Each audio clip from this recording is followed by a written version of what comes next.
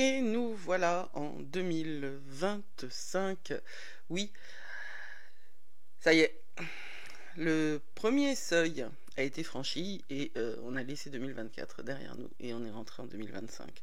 On y est rentré avec la pleine lune en avec la nouvelle lune en Capricorne. J'espère que vous avez regardé la vidéo que j'ai faite à ce sujet. Maintenant, nous allons donc entrer dans le vif du sujet cette année 2025 qui est si importante là aussi. Je vous invite à aller voir la vidéo que j'ai partagée sur l'astrologie générale de 2025. Bonjour, c'est Judith d'Astrologie et compagnie. Je vous présente les brèves de lune pour la semaine du 5 janvier.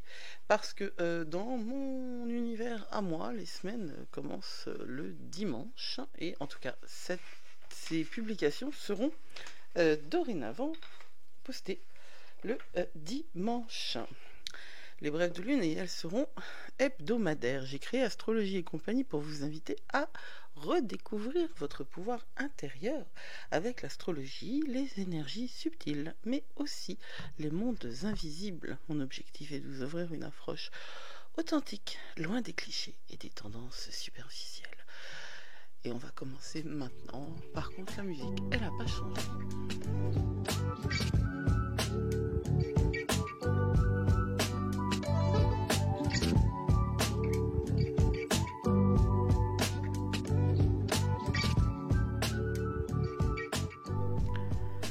Alors oui, quelques petits mots de gestion générale d'astrologie et compagnie. Dorénavant, il y aura 2 rendez-vous hebdomadaires. Le rendez-vous du dimanche qui vous présentera les énergies de la semaine. C'est très anglo-saxon de faire commencer la semaine le dimanche. Ça correspond également. Oui, non, moi j'ai pas changé des masses. Hein. Ça correspond également à mes pratiques énergétiques personnelles, mes pratiques spirituelles. Et cette année, eh bien, vous allez voir que je serai de plus en plus en phase avec celle que je suis. Donc, le dimanche, les brèves de lune pour la semaine. Pourquoi brèves de lune? Parce que je vais vous présenter les semaines en fonction de la phase lunaire dans lesquelles elles s'inscrivent. Ensuite, vous aurez le mercredi une autre vidéo, soit d'astrologie, soit d'autre chose, en fonction du contexte général. Dans les premiers temps, je pense que ce sera... ça alternera une semaine de l'astrologie, une semaine autre chose. J'ai tellement de choses à vous dire. Voilà, voilà. Alors, ça, c'est fait. Tant que j'y suis, vous pouvez rejoindre l'atelier des murmures du ciel sur le site astrologiecompagnie.com. Il y a Enfin, bon, c'est facile à trouver, c'est facile de se connecter et c'est facile de payer. C'est un abonnement, mais vous pouvez évidemment vous en dégager à tout moment. Il n'y a pas pour l'instant de temps limite. Je dis pour l'instant parce que les choses vont évoluer avec le temps. Pour le premier trimestre, en tout cas, ça va rester comme ça. Alors, comment vous sentez-vous? Parce que c'est la première des questions qu'on doit se poser.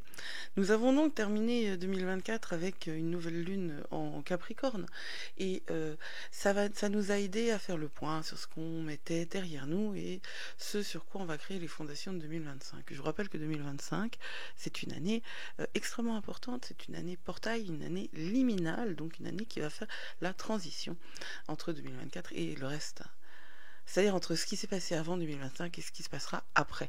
J'ai vu donc en numérologie, une auditrice m'a dit que c'était l'année 9, je ne m'y étais pas intéressée. J'ai toujours cette appréhension avec la numérologie, mais là aussi, ça fait partie des choses à l'intérieur desquelles je vais plonger, parce que année 9, ça correspond en fait exactement à ce que j'ai en tête, moi, pour cette année 2025. C'est une année où il va falloir qu'on termine des choses en nous pour pouvoir ensuite en récolter les fruits à partir de 2026. C'est une année avec d'énormes changements, 2025. Vous avez dû le voir dans la vidéo que j'y ai consacrée. Énormes changements qui doivent prendre du temps en fait à se mettre en place dans nos vies à tous et à toutes. Ce qui s'est passé entre le 30 décembre et cette semaine qui commence le 5 ou le 6, hein, selon que vous la fassiez commencer le dimanche et le lundi, eh bien, c'est essentiellement l'opposition de Mars et Pluton, hein, et le sextile du Soleil et de Saturne. Alors l'opposition de Mars et Pluton, ça a créé de la friction, des challenges et des luttes de pouvoir à l'intérieur de vous-même et peut-être même avec les autres. Et le sextile Soleil-Saturne, ça nous a aidés à entrer dans une dynamique plus disciplinée. Et c'est exactement ce dont nous avons besoin. Parce que maintenant, la semaine du 5 janvier, c'est la semaine en termes de lune qui abrite le premier quartier de lune en bélier qui a lieu le 7 janvier. Ce premier quartier de lune en bélier est idéal en fait pour suivre cette nouvelle lune en Capricorne et il est idéal pour accompagner cette montée d'énergie que nous avons tous plus ou moins à ce moment-là. N'oubliez pas tout de même que l'hiver, là aussi un auditeur m'a rappelé que l'hiver était un moment yang pour l'énergétique chinoise, hein, pour la médecine chinoise, pour les Chinois. Et que le temps yang, c'est un temps d'intériorité. Alors, ne vous en demandez pas trop, mais par contre, demandez-vous-en quand même un petit peu. Toute cette année, elle va être exigeante. Donc, il faut être à la hauteur. Et pour être à la hauteur, eh bien, il faut savoir s'occuper de ses troupes. Les troupes, c'est vous. Occupez-vous de vous. Prenez soin de vous. Hein. J'espère que vous n'avez pas... eu des vacances. Les vacances de fin d'année sont toujours un peu difficiles. J'espère que vous n'en sortez pas littéralement épuisé et que vous avez en vous des ressources pour avancer sur l'année 2025. Eh bien, ce premier quartier de lune en bélier va vous permettre de définir les idées qui vont vous accompagner jusqu'à la nouvelle lune la semaine prochaine. Vous allez agir et vous allez être souple. C'est bien ça. Hein, ça nous permet de grandir, ça nous permet d'avancer. Alors, Mars est passé en Cancer au début du mois. Il est toujours rétrograde, mais il passe en Cancer au début du mois, oui, bien sûr, mais au début de la semaine, parce que c'est le 6. Nous sommes donc passés de la rétrogradation de Mars en Cancer à la rétrogradation de Mars en Lion, à celle en Cancer. Là aussi, il y a un article complet sur la rétrogradation de Mars dans le blog d'astrologieetcompagnie.com. Vous allez voir, il est vraiment complet celui-là. Alors, Mars rétrograde en Cancer. Si vous ne faites pas attention, vous pourriez avoir en vous quelque chose de l'ordre de la bataille émotionnelle qui ne vous appartient pas et qui serait donc non nécessaire. C'est un moment, Mars rétrograde en Cancer, qui va durer jusqu'au 23 janvier et durant lequel tous les plans que vous mettez en place vont devoir être temporisés, matinés par cette expérience racinaire. Le Cancer, c'est le signe qui nous parle de notre foyer, de notre vie maternelle. Hein. Ça peut être vraiment une espèce de travail intérieur par rapport à l'enfance et à l'enfance avec une figure maternelle. Nous avons tous des relations compliquées avec notre mère, que ce soit... ceux qui n'ont pas de relation compliquée avec leur mère, c'est qu'ils ne le savent pas. C'est triste, mais c'est ainsi. Et Chiron est passé direct. Donc en fait, il y a vraiment là une énergie propice pour s'attaquer aux racines du mal, et c'est tout ce que je peux vous souhaiter pour cette année 2025, puisque nous avons tous les éléments à portée de main. Le puzzle, il est là. Il faut juste le reconstruire. Alors, ce Mars rétrograde en Cancer va aussi nous interroger sur notre masculinité et la blessure masculine dont je parlais dans la vidéo sur l'astrologie de 2025. C'est vraiment important de travailler sur cette blessure masculine. Et c'est vraiment important de la concevoir autant chez les autres que chez soi-même. Et qu'est-ce que ça demande? Eh bien, ça demande pour les femmes d'arrêter d'attendre d'être reconnues par la gente masculine pour exister pleinement. Et pour les hommes, ça demande euh, de revisiter la définition d'virilité et de masculinité. Comme je le disais dans la vidéo, la puissance masculine, elle peut passer par véritablement d'autres mouvements que la force et que l'imposition. Quand on n'est jamais aussi fort euh, que quand on accepte ses vulnérabilités. C'est aussi le symbole qui est porté par la carte du tarot, l'arcane numéro 8. Moi, je travaille avec le Rider-Waite-Smith, donc la force, c'est la numéro 8. Et c'est une carte qui nous parle de cette force que nous avons quand nous sommes capables d'aller au plus profond de nous-mêmes et de s'intéresser à véritablement nos zones de vulnérabilité. Alors, vous ajoutez ça à Chiron, hein, vous voyez que c'est très important d'aller chercher la racine de votre identité. Et si vous galérez avec des questions qui sont récurrentes sur votre personnalité, c'est certainement que vous cherchez à côté. Alors, je ne veux pas dire que vous avez tort, c'est pas ça. Hein. C'est normal de chercher à côté. C'est le job de l'inconscient, c'est de vous empêcher de guérir. Non pas parce qu'il veut pas que vous alliez bien, mais parce qu'il veut pas que ça change. On va pas revenir là-dessus aujourd'hui, mais c'est vraiment ce moment-là de votre vie où vous voyez les choses clairement, c'est maintenant. Et où vous pouvez aller à la racine du mal, au principe racinaire en fait, hein, c'est-à-dire le principe qui vous ancre. Alors oui, je parle d'ancrage avec Mars en Cancer, clairement, parce que je parle de racine, je parle d'origine, je parle de source. Le premier quartier, deuxième, ah oui, le premier quartier en Bélier, il va vous permettre de trouver justement les initiatives qu'il faut pour gérer tout ce qui va monter à votre conscience. Vous pouvez aussi être bien plus discipliné et bien plus efficace à partir de mercredi parce que là, Mercure passe en Cancer et c'est une excellente nouvelle pour nous. Parce que Mercure en Cancer, Mercure en Capricorne, c'est pas le plus fun des transits, mais c'est le plus efficace.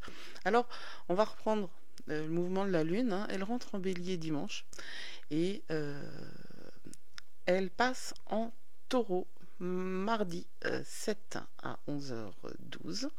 Elle reste en Taureau jusqu'à un vide de course qui commence jeudi 9 à 11h50.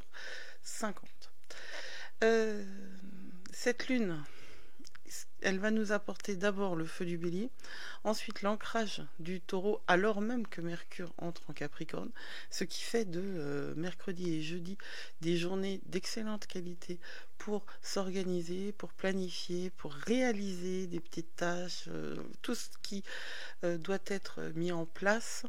Et elle va arriver en Gémeaux le vendredi 10 à 2h du matin. La lune en Gémeaux pour vendredi et samedi, c'est un transit qui va nous permettre d'être bavard et d'être communicant avec les autres. On va en profiter parce que c'est toujours intéressant d'avoir des liens avec notre entourage. Pardon. Et d'être dans une convivialité créative.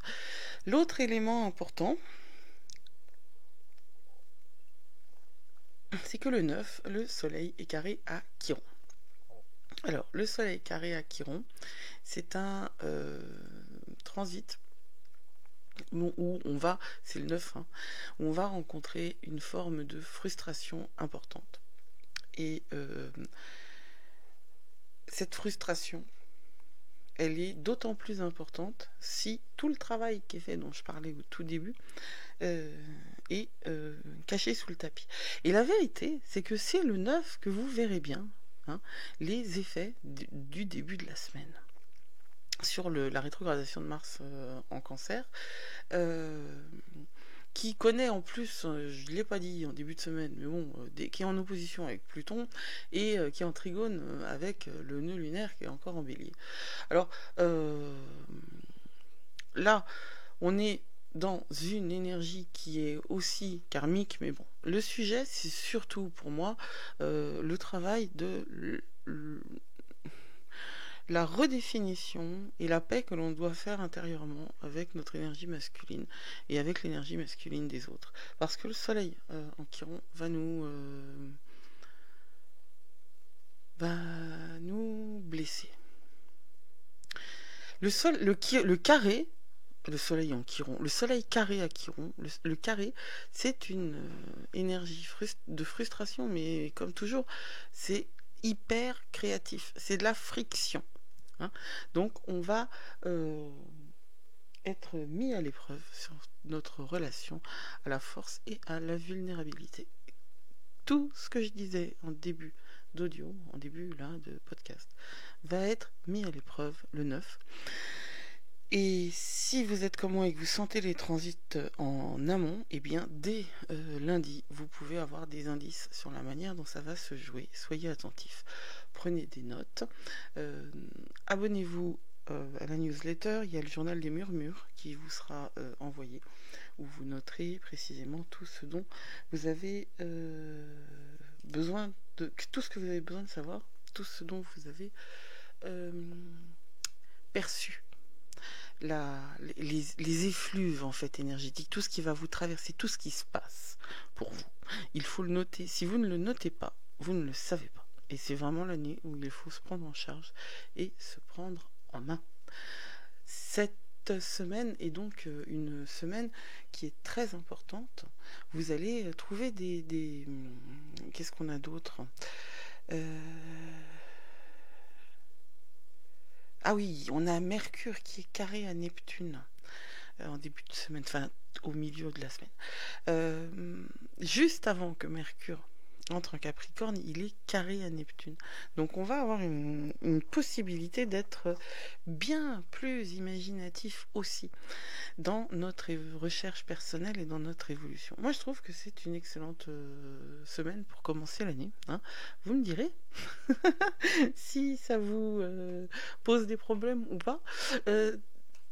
N'attendez pas trop de l'extérieur.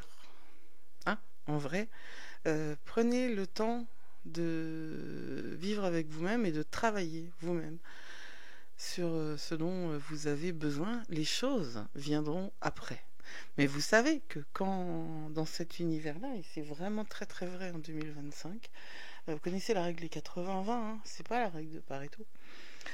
Pas pour le temps. Hein, en fait, si 80% du travail est fait durant 20% du temps, mais c'est surtout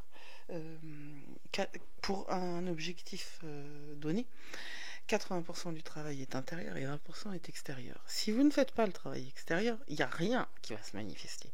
Mais si le travail extérieur, c'est les 20%. C'est clair que si vous ne faites que des affirmations et des pratiques magiques, rien ne se réalisera réellement. Si vous faites à l'inverse que de l'action sans prendre le temps de réfléchir, de réaliser, d'avancer, eh bien, rien ne se réalisera non plus. Ou alors, toujours la même chose. Et ça revient exactement au même. Alors, voilà pour cette première semaine de janvier. Est-ce qu'on peut l'appeler la première semaine de janvier ? Je ne sais pas. Oui, parce que, voilà, on va l'appeler la première semaine de janvier. En tout cas, c'est le premier podcast, c'est les premières brèves de lune pour janvier 2025 et j'ai été enchantée de les partager avec vous. On se retrouve mercredi 8 pour un tout autre sujet, mais en fait, je ne sais pas encore parce que, eh bien, je suis en vacances encore. Et j'ai pas fait le calendrier éditorial, je vais le faire d'ici peu. Et je vous donnerai un petit peu à l'avance les sujets que je vais aborder. Mais là, ce qui est certain, c'est que mercredi, je vais parler d'astrologie. Prenez soin de vous. N'oubliez pas, vous êtes plus fort que vous croyez. Et à très très bientôt. Blessed be.